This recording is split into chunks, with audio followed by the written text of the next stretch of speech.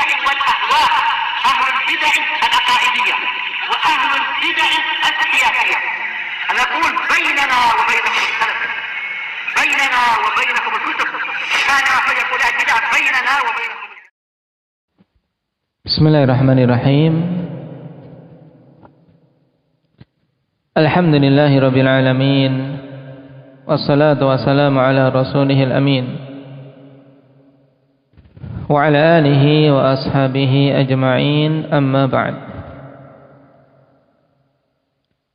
Pembahasan yang lalu, ikhwani fillah, kita telah mempelajari tentang permasalahan az-zabh, penyembelihan,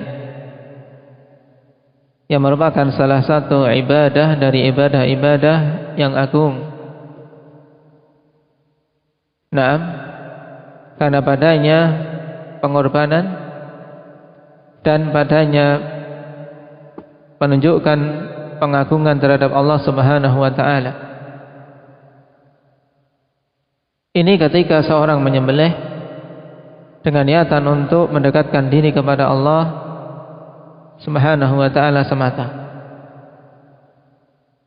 Taib. Adapun apabila diarahkan kepada selain Allah, maka jadinya sembelihan apa? Syirik. Jadinya sembelihan syirik, dan daging-daging dari hasil sembelihan tersebut walaupun disebut dengan nama Allah, walaupun ketika menyembelih membaca bismillah, tapi hatinya dia niatkan penyembelihan itu diserahkan kepada selain Allah, maka tidak akan mengubah lafaz tersebut menjadi halal. Tetap hukumnya haram dan perbuatannya perbuatan syirik. Kenapa? Karena diserahkan kepada selain Allah. Sehingga jangan rancu seperti pada sebagian sembelihan-sembelihan. Sembelihan untuk apa? Acara nyadran atau acara yang lain di bulan-bulan ini misalnya, untuk selamatan desa. Selamatan desa. Orang yang menyembelih jelas mereka melakukan itu di hari-hari tersebut, niatannya untuk mengharapkan apa? Selamat, dan agar tidak diganggu oleh penunggu desa itu. Maka kalau dia niatkan dalam hatinya persembahan kepada selain Allah, maka syirik. Jatuhnya syirik akbar. Dan kemarin kita bahas berhubungan dengan penyembelihan untuk sultan, penyembelihan untuk raja yang datang atau penguasa yang datang. Apa hukumnya, Ridwan?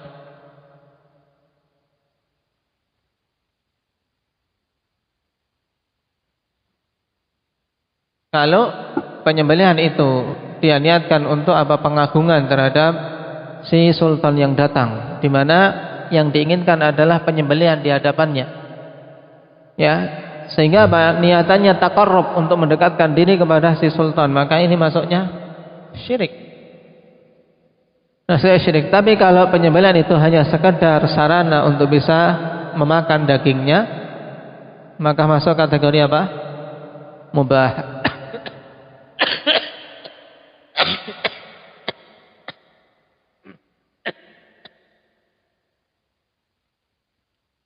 Baik, sekarang kita masuk pada ibadah berikutnya yang terakhir yang disebutkan oleh Syekh rahimahullah ta'ala, yaitu an-nadhr.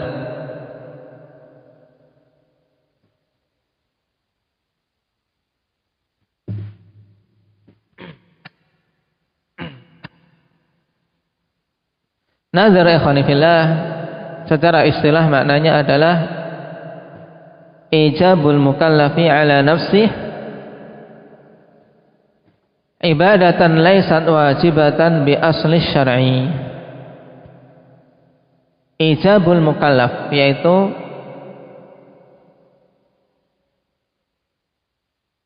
penetapan kewajiban oleh seorang mukallaf ala nafsihi, atas dirinya sendiri. Menetapkan kewajiban untuk apa? Ibadatan laysat wajibatan bi asli syar'i, suatu ibadah yang secara asal dalam syariat tidaklah wajib. Ini makna nazar. Jadi secara ringkas kesimpulannya, nazar adalah apa? penetapan kewajiban oleh seseorang mukallaf atas dirinya sendiri untuk melakukan suatu ibadah yang asalnya di dalam syariat tidaklah wajib. Berarti ya kawan, nazar seorang mewajibkan atas dirinya hal-hal yang asalnya tidak wajib. Paham?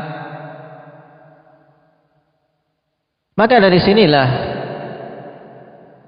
kita bisa memahami larangan Rasulullah sallallahu alaihi wasallam agar kaum muslimin tidak melakukan nazar. Datang beberapa hadis Rasulullah sallallahu alaihi wasallam menegaskan la tangziru, jangan kalian bernazar. Dan dalam hadis Ibni Umar radhiyallahu anhuma dalam as-sahih, Rasulullah sallallahu alaihi wasallam menjelaskan salah satu alasannya kenapa bahwasanya nazar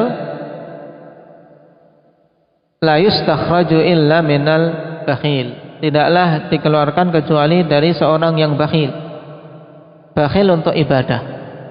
Kenapa? Karena dia mau beribadah kalau mendapatkan apa yang dia inginkan. Ini kebanyakan orang bernazar. Contohnya, jika Allah menyembuhkan sakitku, maka aku bernazar untuk puasa 1 pekan. Jadi seakan-akan dia itu dengan Allah Subhanahu wa taala tawar-menawar. Nah, aku akan beribadah puasa 1 pekan kalau Engkau ya Allah memberikan kesembuhan kepadaku. Nah, dari sisi ini ya kawan, nazar tercela. Juga dari sisi yang lain, Rasulullah sallallahu alaihi wasallam menegaskan sebagaimana dalam riwayat muttafaqun alaih juga,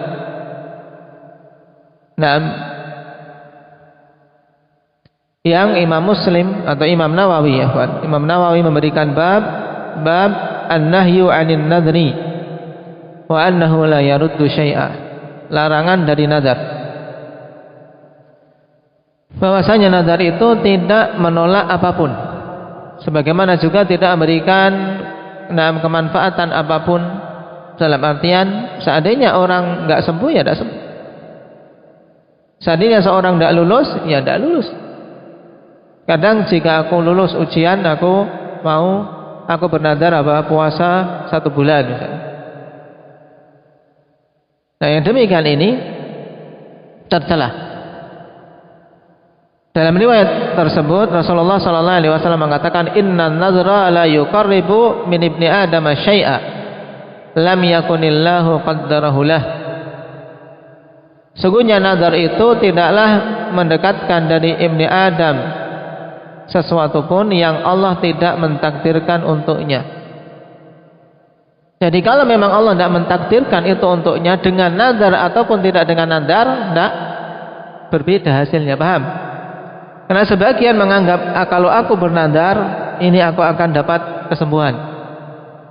Nah, kalau aku bernazar aku akan cepat mendapatkan pekerjaan misalnya. Maka ini dibantah oleh Nabi sallallahu alaihi wasallam. Jadi nazar tidak akan mengubah sesuatu yang jauh menjadi dekat dan yang dekat menjadi jauh. Yang tidak Allah Subhanahu wa taala takdirkan ya tidak akan berubah dengan nazar. Naam. Walakinna an-nadra yuwafiqul qadar fayakhruju bidzalika minal bakhil ma lam yakunil bakhilu yuridu an yukhrijah. Akan tapi nazar itu terkadang mencocoki takdir sehingga keluar dengan sebab itu dari seorang bakhil. Disifati orang yang bernazar itu bakhil. Yang sebenarnya bakhil ini tidak menginginkan untuk dia mengeluarkan, sebenarnya tidak ingin beribadah, tapi karena sudah diberi akhirnya terpaksa melakukan nazarnya. Ini asal hukum nazar, sehingga para ulama berselisih pendapat. Dan beberapa hadis yang menambahkan sebagian larangan tegas, la tangziru, jangan kalian bernazar. Terjadi khilaf di kalangan para ulama antara haram dan makruhnya. Nah, yang haram berpegang dengan zahir dari nas, larangan dari Nabi sallallahu alaihi wasallam. Bahkan disifati orang yang bernazar itu dengan apa? Bakhil, dan bakhil haram. Nah, adapun jumhur ulama menyatakan makruh. Menyatakan makruh dengan alasan ikhwani fillah, larangan tersebut telah dipalingkan oleh beberapa kondisi di mana Nabi sallallahu alaihi wasallam mendapati sebagian sahabat bernazar dengan nazar yang bukan nazar ketaatan. Taib, dan sebagiannya nazar yang memberatkan, ingin puasa 2 bulan berturut-turut, berat. Akhirnya mati dalam keadaan belum mampu menunaikan. Nabi mengingkari ini, tapi apa? Taib, tidak kemudian Nabi sallallahu alaihi wasallam memerintahkan kepada si anak yang bertanya kepada Rasul sallallahu alaihi wasallam untuk menunaikan nazar orang tuanya. Karena sudah terlanjur bernazar tapi belum bisa menunaikannya sampai mati, dan ini kebanyakan orang yang bernazar seperti ini. Maka Nabi perintahkan kepada anaknya untuk menunaikan nazar itu. Nah, seandainya Muharram, tentu Nabi sallallahu alaihi wasallam akan menjelaskan kepada si anak. Kenapa? Karena saat itu maqam bayan, kondisi penerangan, tidak boleh mengakhirkan keterangan dalam waktu dibutuhkan. Nah, ini yang menjadikan jumhur ulama mengatakan larangan pada hadis yang lain itu dibawa pada kondisi makruh. Berarti seorang bernazar hukumnya makruh, dibenci. Dan hal-hal yang lain, ikhwan, yang menunjukkan hal ini juga. Kenapa kok nazar walaupun isinya ketaatan, bernazar ingin puasa, bernazar mau berhaji dan seterusnya. Selain karena Nabi melarang tadi, juga yang kedua karena nazar tidak ada faedahnya kecuali apa? Penetapan kewajiban atas diri sendiri, yang terkadang dia sendiri tidak mampu menunaikan. Akhirnya malah dia mati dalam keadaan punya hutang. Kemudian yang ketiga, karena nazar itu menambah beban dia, yang asalnya sebenarnya dia tidak terkena beban itu, tapi dengan nazar akhirnya dia terbebani dengan kewajiban yang dia buat sendiri.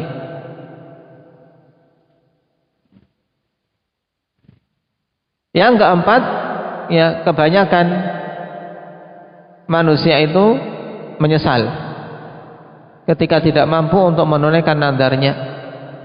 Akhirnya bertanya-tanya, mencari jalan keluar bagaimana untuk keluar dari nazar tersebut.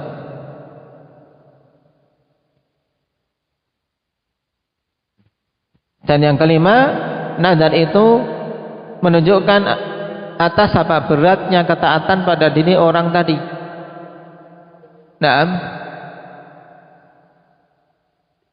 Merasa berat dengan ketaatan sehingga dia butuh mewajibkan hal itu atas dirinya sendiri untuk bersyukur atas nikmat yang diberikan oleh Allah. Dan ini hati-hati, karena ini menyerupai sifat orang-orang munafikin. Mereka berat untuk melakukan ketaatan. Dan yang terakhir, bahwasanya pada nadar muqayyad, nadar yang ada syaratnya, itu ada sisi membuat syarat kepada Allah Subhanahu wa taala. Dan ini termasuk su'u adab, beradab yang buruk terhadap Allah Subhanahu wa taala. Kenapa? Karena tadi contohnya, jika engkau ya Allah memberikan kesembuhan kepadaku, maka aku bernazar untuk berpuasa 1 bulan. Ini seakan-akan berbuat syarat dengan Allah Subhanahu wa taala, dan ini su'u adab, adab yang buruk terhadap Allah Subhanahu wa taala. Nah, ini alasan-alasan yang menunjukkan bahwasanya nazar itu ikhwani fillah sesuatu yang dilarang, walaupun pelarangannya yang rajih tidak sampai derajat muharram. Tapi hati-hati karena khilafnya antara makruh dan haram. Oleh karena itulah jangan seseorang bernadar. Jangan bernadar. Taib. Nah sekarang ada iskal, tanda tanya besar. Kalau nadar itu dilarang kok masuk dalam kategori ibadah itu gimana? Padahal yang namanya ibadah adalah sesuatu yang Allah cintai dan ridhoi. Paham? Ya tidak, Nafi? Sekarang nadar itu dilarang oleh Nabi SAW, tapi kok dimasukkan dalam kategori ibadah. Disinilah yang para ulama ikhwani fillah juga mendapati iskal padanya. Sehingga nadar ini adalah ibadah yang unik. Nah, makanya mereka kemudian berusaha untuk menjelaskan dari sisi mana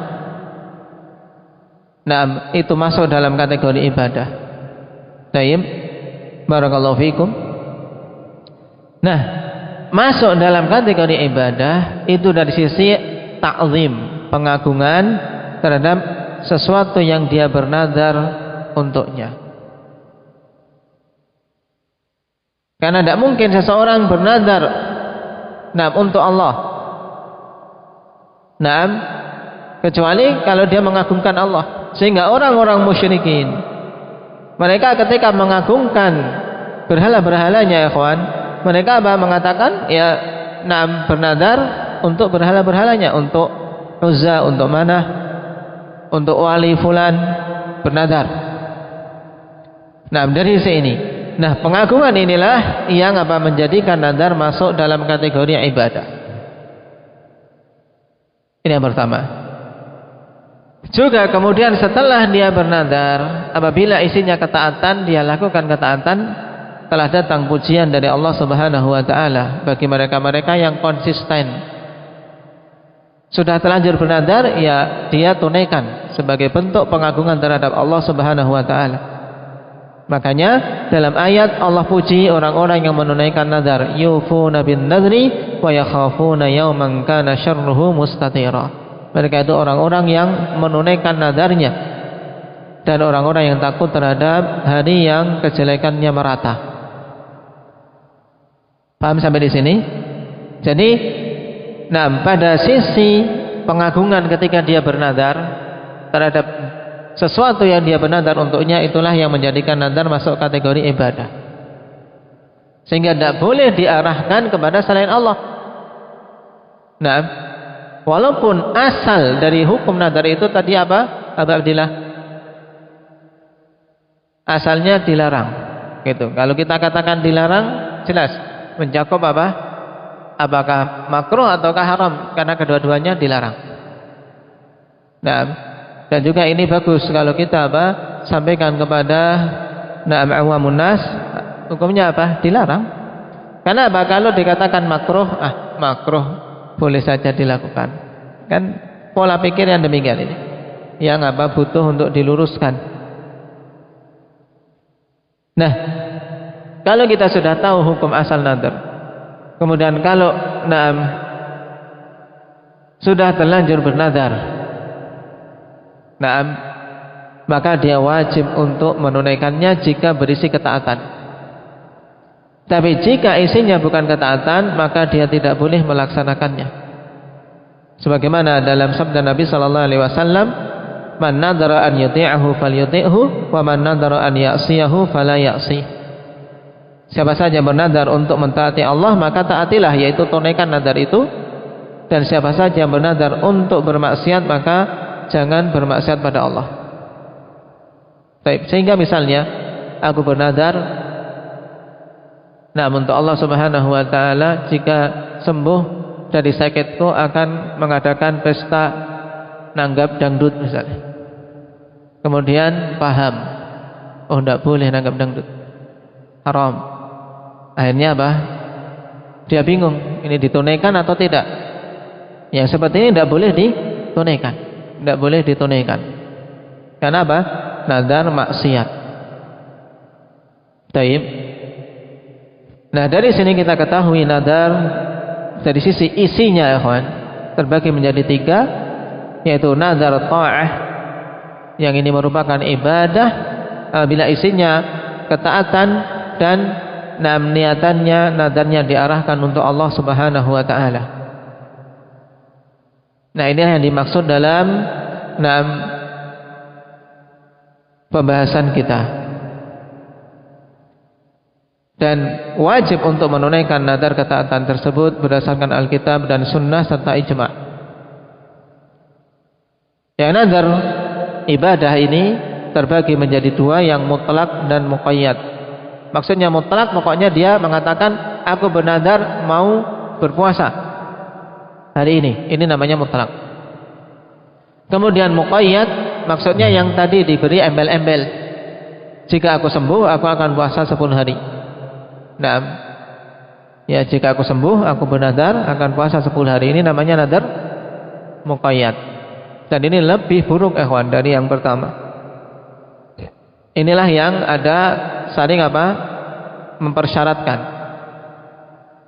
Ya, membuat syarat kepada Allah Subhanahu wa taala mau ibadah kalau disembuhkan. Kemudian nadar jenis yang kedua, nadar maksiyah. Ini yang tadi apabila isinya merupakan kemaksiatan kepada Allah Subhanahu wa taala. Maka tidak boleh dia tidak boleh dia menunaikan. Contohnya misalnya juga aku bernadar, jika diterima atau naik jabatan berpuasa di hari Id. Semangat ini orang-orang pada makan, aku tidak ingin makan, pokoknya sebagai syukur pada Allah, tidak ingin makan di hari Id, ingin berpuasa. Maksiat atau taat? Maksiat. Kenapa? Karena haram berpuasa di hari Id. Ya, ini tidak boleh ditunaikan, harus dipaksa. Nanti jagal kasih makan.